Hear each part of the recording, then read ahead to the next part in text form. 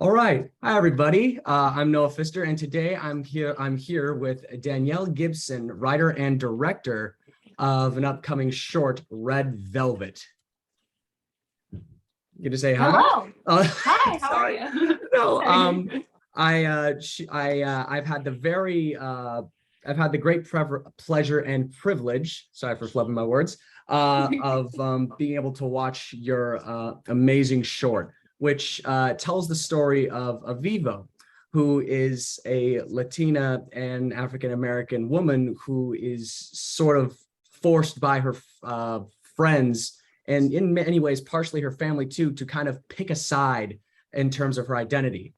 And what really grabbed me was that I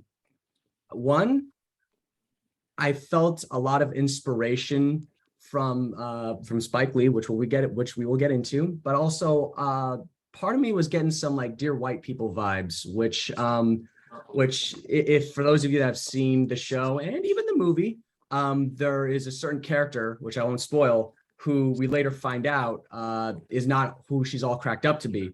And it's really interesting watching her struggle with her own self-identity. And as on the nose as I think this film is, I do believe it is a very, I guess, important movie for people within certain communities that aren't, just like, because I guess for most mainstream movies and media and even celebrities, it's like you're either white, Asian, white, or black, it's white or something else, but we never actually get towards, a lot more of the individual nitty gritty when it comes to mixed race people. And watching this film through Aviva's perspective was really, really, I guess, eye-opening. It was very powerful. So I want to know, where did you draw your inspiration from, and where did this idea even stem?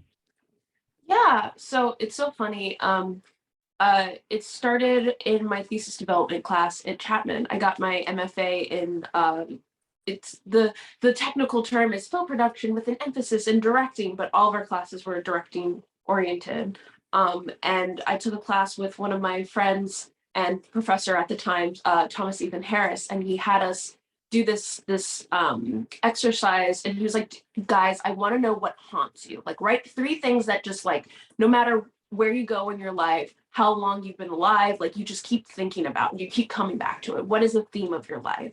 And I wrote down 3 themes, and I honestly thought this one was the least interesting because I think about it like all the time, but it was basically like, I feel like if being black was chocolate ice cream and being Latina was, at the time I said vanilla, but in the movie it's cherry, then people think I'm a swirl of the two when I'm really red velvet. Like, I'm equally both, but blended into one like new experience.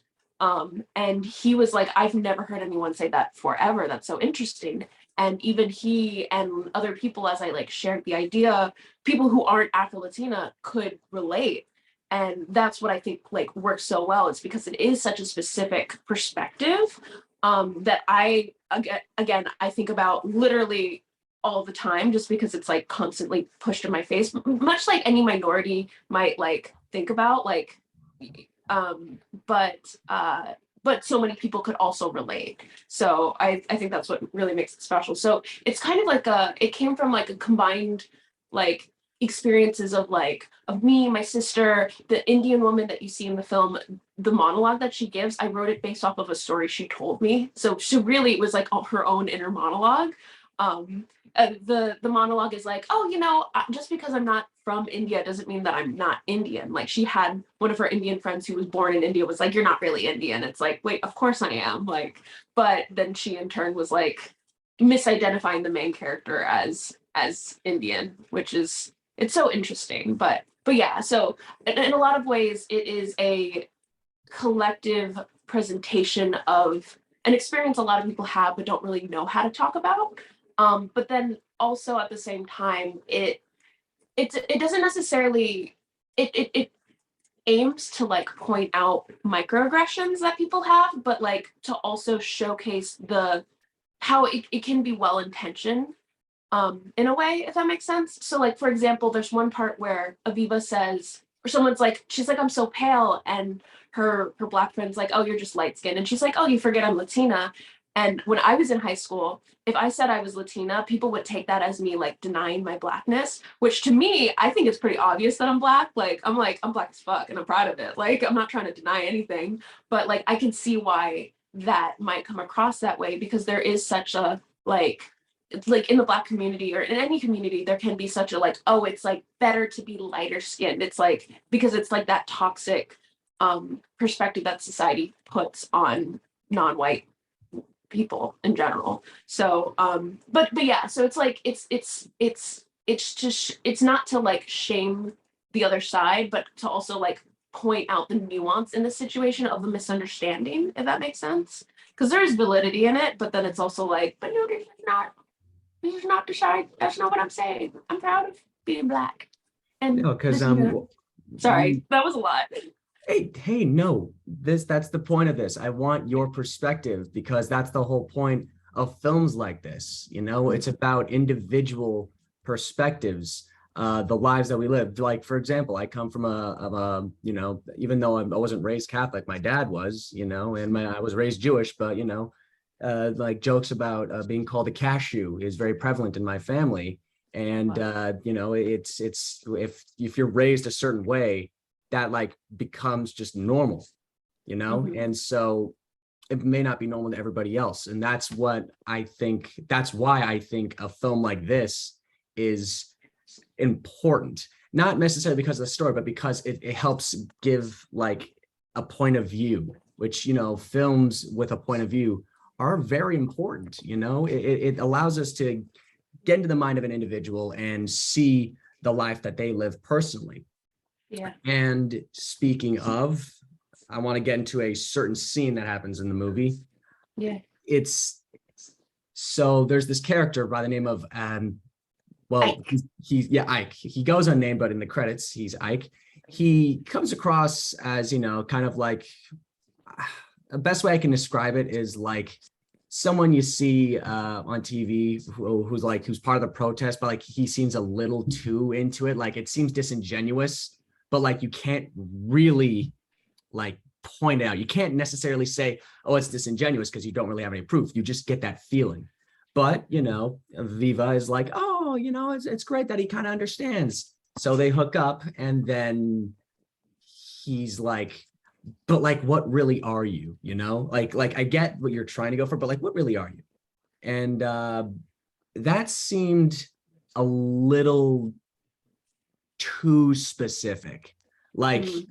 like there are scenes in like, you know, in television, movies, books, where it's like where there's suspension of disbelief at one point goes a little too either high or low to the point where you're like, okay, this seems like very specific. This feels like this was pulled out of someone's life. So I kind of want to know, was that pulled from something, or did that happen to you, or is that from a story of someone that you know?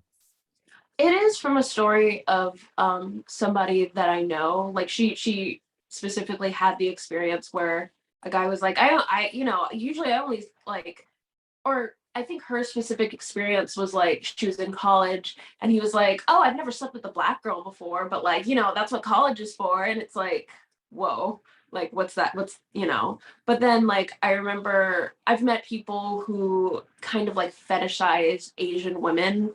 And like they're like, I only sleep with Asian women and all of that. But it's so interesting because like it's like I so during the auditions, we did them via Zoom. And so I got a lot of different videos from a lot of people. I worked with the casting director who's fantastic, Gabe Braden, through Matchbox Casting. And there was one person, I don't remember his name, but he had changed the lines the of the scene. And like I don't really mind that as much, but it was like really creepy how he did it.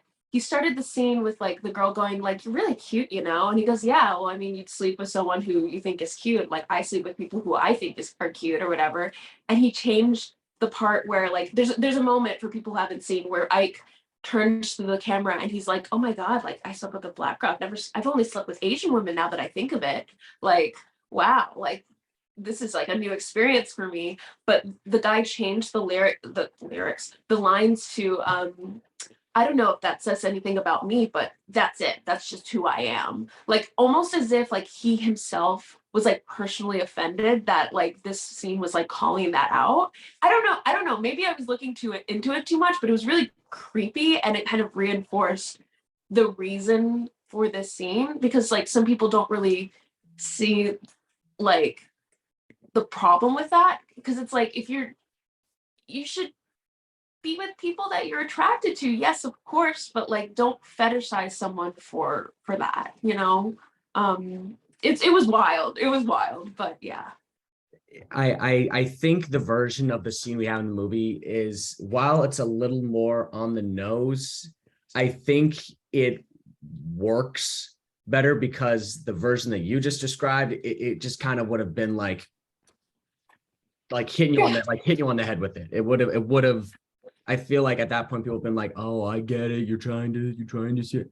No, but it that part where you just said, there's that, many guys that fetishize Asian women. I just couldn't help but because I know I Or even like just racially ambiguous or exotic looking people, you know, it happens with like any, you know, yeah. So it I do believe that, people are attracted to what they're attracted to. But at the yeah. same time, you shouldn't be attracted to somebody just because of that one basis, which this film does tackle in certain scenes. A great message for those of you that haven't seen it is, she just wants to be loved for who she is.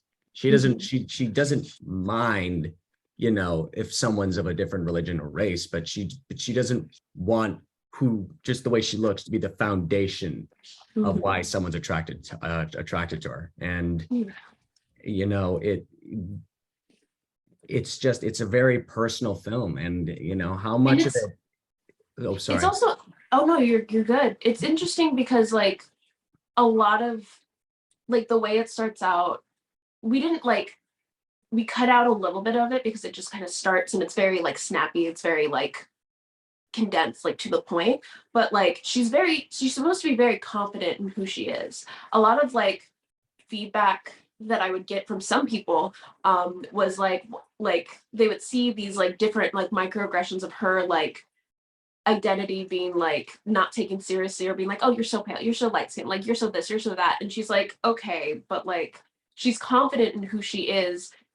Sorry. Like there was specifically something that someone said was like, I think she just should just own it. I think she should just get over it and like just like own who she is. And it's like, no, she is very proud of who she is. It's just that it's like constantly being pushed in her face. And when it's constantly pushed in your face like that, there's only you can't just ignore it, you know? So it's interesting when people there like a very few people have been like have seen her as this like tragic character, like this tragic mulatto. Like I don't know if you know that archetype, the tragic mulatto who's like, I have to deny my blackness to like white pass so that I can be like seen as this like higher person. It's like, no, that's not who she is. She's not denying either part. She's like fully like, I am Afro Latina. But it's like a really interesting change from what people are used to seeing. So does that make sense? No, it does. That reminds me of the film by Rebecca Hall, Passing. I really want to see it. I haven't seen It's it, but like, I looked into the background of the two main leads, and essentially the story is about Black women that are so light that essentially people are just like, it's kind of like a comical double take, which is, are they Black? Oh, they're probably white. It's fine. yeah. So that it really this whole film does fall into topics of white passing, colorism. It's I do believe this may not be a film for everybody, but for those who have experienced what Aviva experiences, I do believe this may be some sort of, I think it might be therapeutic in a sense, because Yeah. it's not a matter of you'd have to choose. It shouldn't be you have to choose. It's just be who you are, and accept that you come from two different backgrounds, but just because you come from two different backgrounds doesn't necessarily mean you have to individually identify as one or the other. It's just you're both. And honestly, I'm guessing this was a very deeply personal film for you to make. Yeah. Very much. Before we get into the more technical nitty-gritty filmmaking aspects of it, I just would like to know, so how would you feel if there was more representation of people from the Afro-Latina community? I mean, we had, oh God, what was her name? I am so bad with names. West Side Story. She just won an Oscar. I don't know. One moment. But I'm very happy for her. No, but how I would like to know if it's a little too on the nose to ask. Hold on, I am pulling up her name right now. Ariana DeBose. I hope I'm not butchering her name, but she's Afro-Latina and she just won an Oscar for Best Supporting Actress. Do you think that, roles like that, where you have someone from that community, from your community, up in the spotlight getting the representation, do you feel that is important for girls who actually feel the way that you did probably making this movie, who can look up and see someone that looks just like them and go, hey, if she can make it, why can't I? Absolutely. I mean, absolutely. It's just for the reason that you just said. It's just to validate the possibilities of what if you have a dream, you can go and do it. Like that, like I feel like society very often tells specifically women of color, but specifically Black women, that they're not worthwhile or worth anything. And it's like, you deserve to have that validation of like, yes, you are amazing and you have that magic. You can achieve your dreams. So absolutely. But it's also like, it's interesting because like growing up, I've never really felt like I saw a character who I could like completely identify with. Like, so I'm wondering like if I had that, would I have been more confident? Probably, but it didn't stop me from doing this. So but yeah, no, but obviously yes. I think it's very important. No, that's great. That's great to hear. And I do believe representation is important when it comes just from a general stances. It doesn't need to be everything, but for many people it is. And that Right. because I don't feel maybe the same way doesn't necessarily negate the fact that it's still important. It's still, stories still need to be told, Right. And the thing is, like, as someone who I never really saw myself in other characters, but I still connected with characters.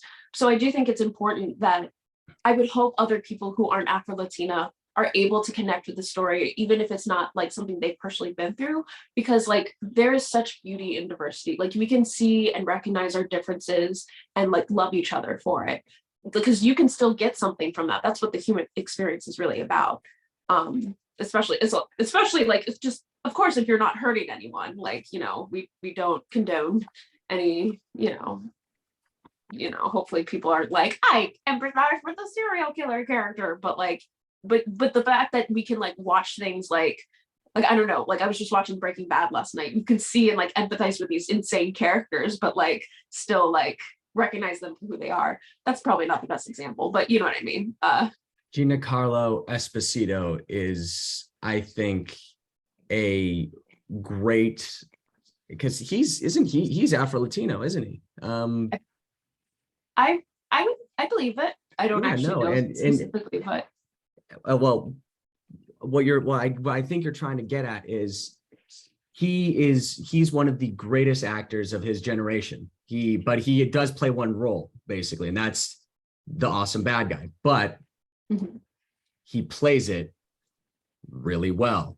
Yeah. And I do believe that, when you watch him in Breaking Bad, you don't think, oh, he's representing people bad, Breaking Bad, whatever. But you just think, oh my God, this dude is awesome.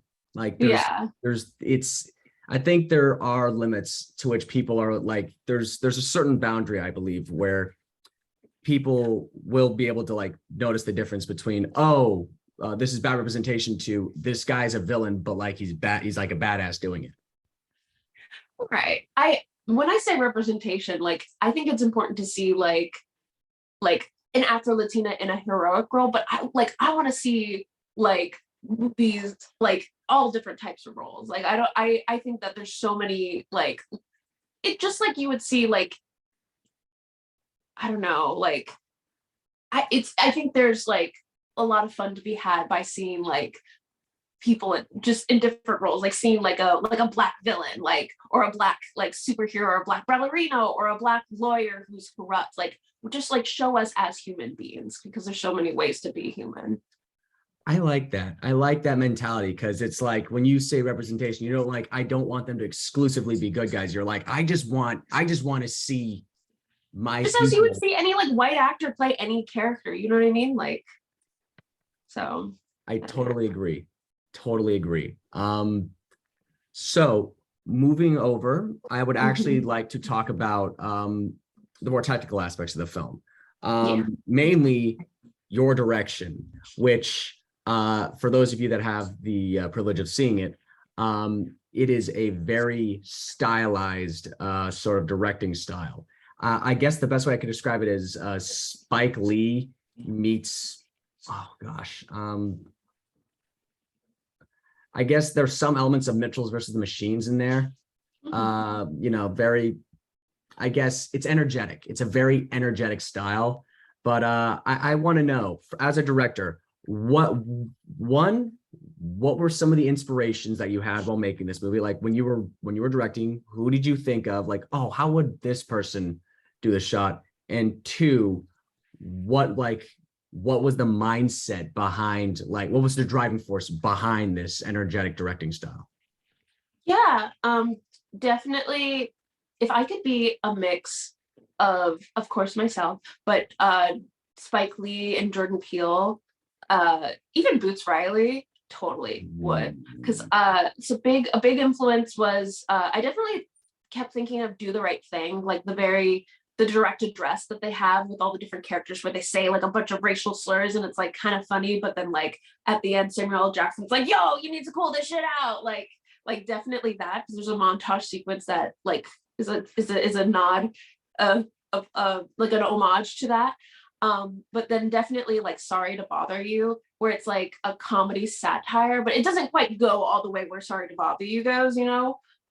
But very highly stylized, colorful. There's meaning in the color. Um, it's color coded in a way.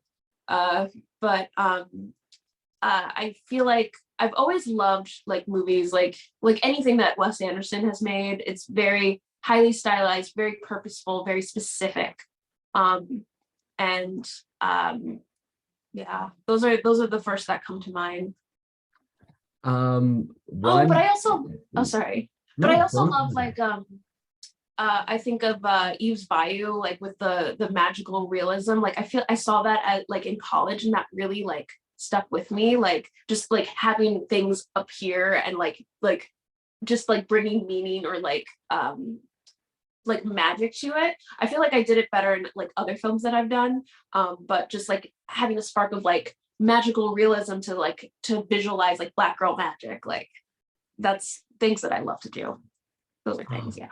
I see all those inspirations, especially with Boots Riley and Spike Lee. Sorry to bother. Oh, now I'm just sad that Army Hammer turned out the way he was because his introduction scene, where he just does an insanely long spiral of coke, was absolutely hilarious.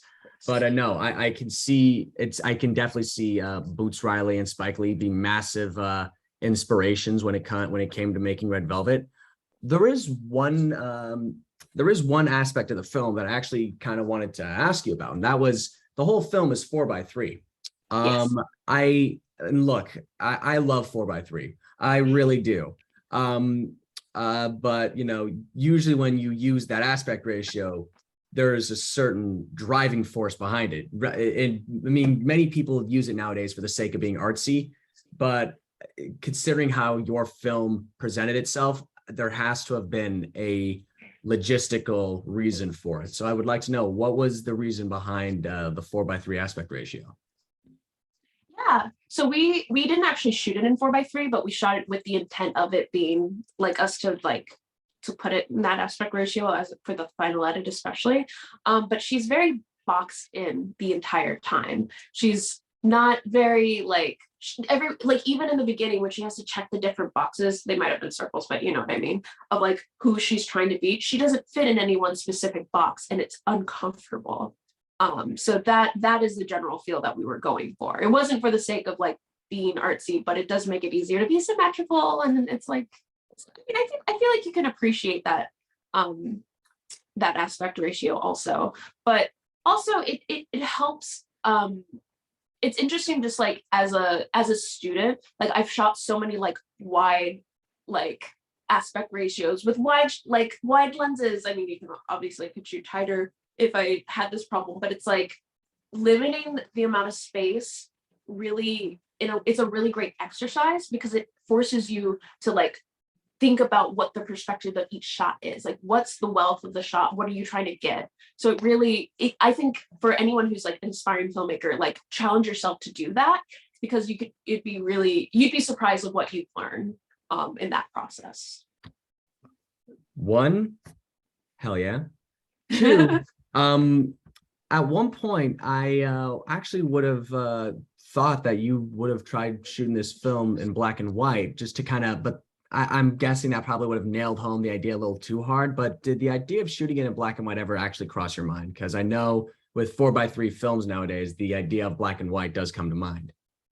I always wanted it to be in color. I always wanted the idea of like, at first it was going to be blue and red, and then like she was going to be like at the end it would be purple. But like most of the Latina characters are in like yellows and gold and just like that color palette, and then like all Black people like generally wear like blues and like they're more jewel tone the older they are and more like comfortable with themselves. That's the idea. And then at the end, like Aviva's always wearing yellow and blue, but then at the end everything turns to green because she's equally blue and yellow. So I always wanted that aspect, but there was a version of it where there's a scene where she's like frosting a cake and she like mixes the two different colors. But this is like so on the nose, but like again, it's like when you go there, like you just gotta go for it. You gotta like really just, if you're gonna do it, just go for it.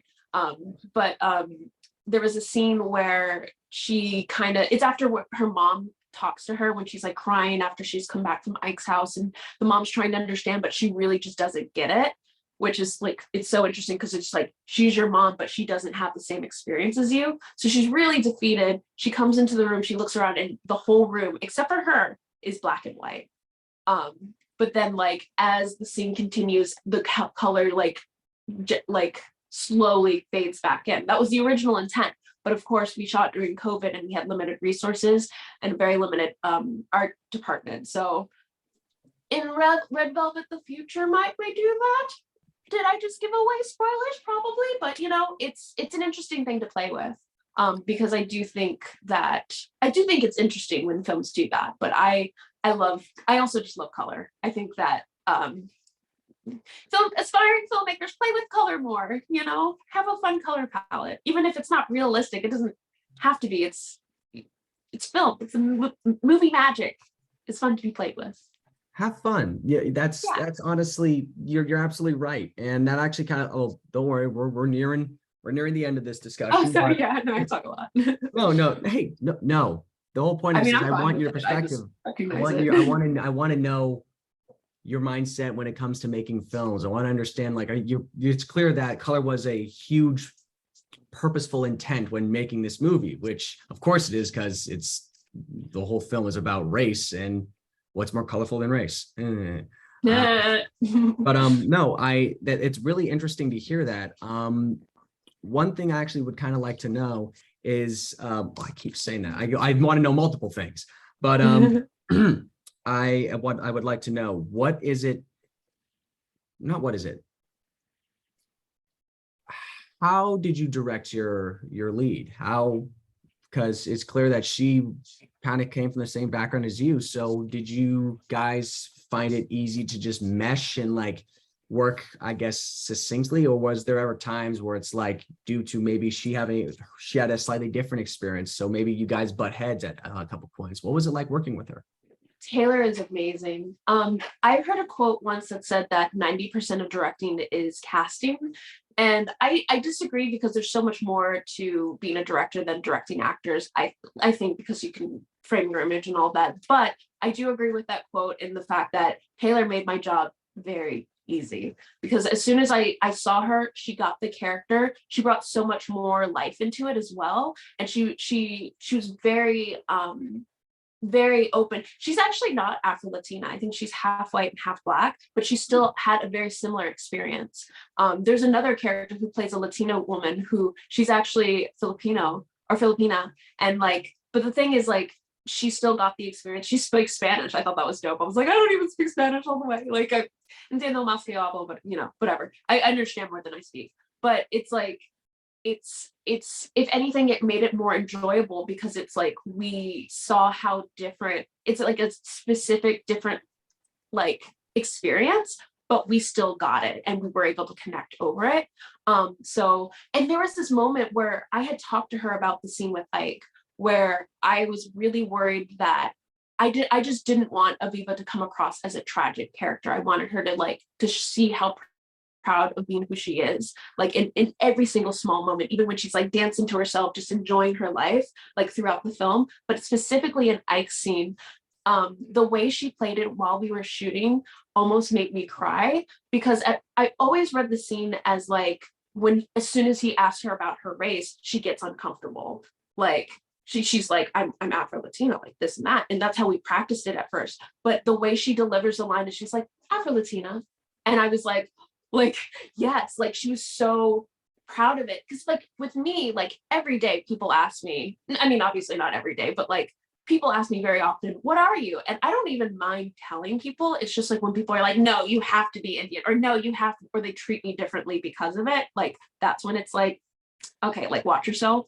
But like the comfort of being who you are portrayed in how she said that line is what blew me away. So she really did listen to what I said, but I think she also like she was like happy to do that as well. So she was phenomenal to work with. I love Taylor. Anyone else casting, cast her. She's my favorite. But I mean, all of the actors were a dream to work with. So I really was very privileged to work with everyone you see in the film. And it really does come across that way because everyone really did give it their all, and there never once was a dull performance. I'm so proud of it. Before I go on to the last question, is there any way people can see Red Velvet? You know, could they find it on maybe Vimeo, you know, YouTube somewhere, or do you have to go to the festivals and like check it out for yourself, or maybe down the line it might be released? So I do plan down the line to have it released so that the public can see it. May that be Vimeo, that's the most likely, at least right now. Hopefully it can be picked up somewhere, who knows. But right now it's on its festival circuit, so it is not available to the public. The trailer is on my website, daniellegibsonfilm.com. Or if you live in Miami, it's going to be showing next Saturday, June 18th at 10:45 in the South Beach Regal Theater.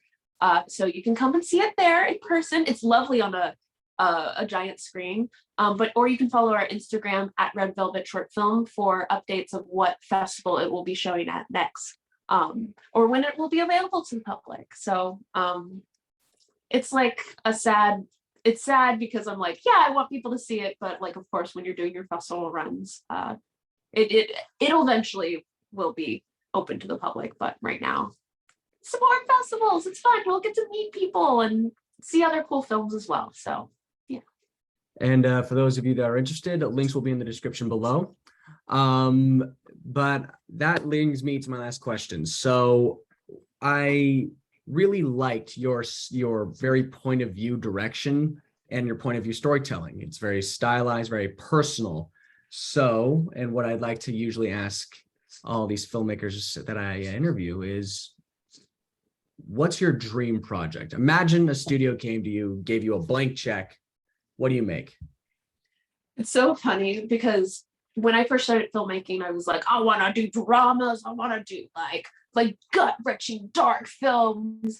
And my friend, my very best friend, one of my very best friends, Helen Bell, she was the production designer of Red Velvet. She's like, Danielle, Bay, your comedies are so much stronger than your dramas. And I was like, well, fuck me. Like, oh, excuse me, I don't know if I can like drop an F-bomb, but Go for it. I do not care.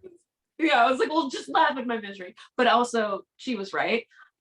So I think that I just she keeps telling me, Danielle, just lean into it, and like go for it.